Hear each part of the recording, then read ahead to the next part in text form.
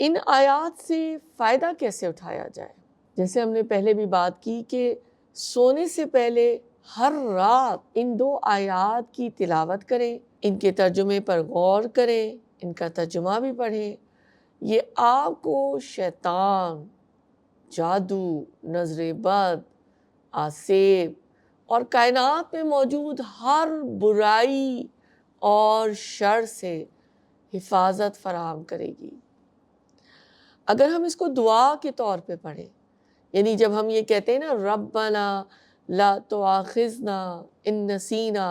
اور آگے یعنی دعا یہ چلتی ہے، تو اس کو ہم اپنی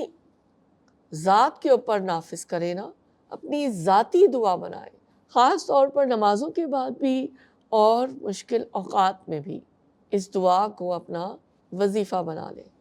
مجھے یہ محسوس ہوتا ہے کہ اللہ تعالیٰ نے جتنا کچھ قرآن کریم میں ہمیں عطا فرما دیا ہے، قرآن کی آیات، ان کے مطالب، ان کے گہرے مفاہیم اور تفاسیر جو ہم پڑھتے ہیں، کہ وہی ہمارے لیے وظائف کافی ہیں۔ اس کے علاوہ میں ایک اور بات ہمیشہ یہ سوچتی بھی ہوں، کہتی بھی ہوں، کہ سورہ مزمل کو اگر ہم دیکھ لیں، وہاں پہ اللہ تعالیٰ نے جو کچھ ہمیں سمجھایا ہے کہ کیسے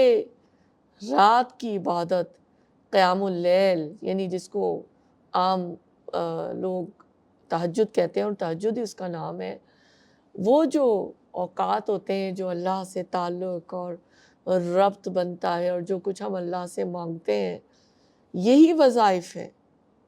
جو ہمیں سنت کے حساب سے بھی نظر آتے ہیں، اور اس میں اتنا کچھ موجود ہے کہ ہم اللہ سے بہت کچھ حاصل کر سکتے ہیں۔ اللہ تعالیٰ ہمیں نصیب فرمائے۔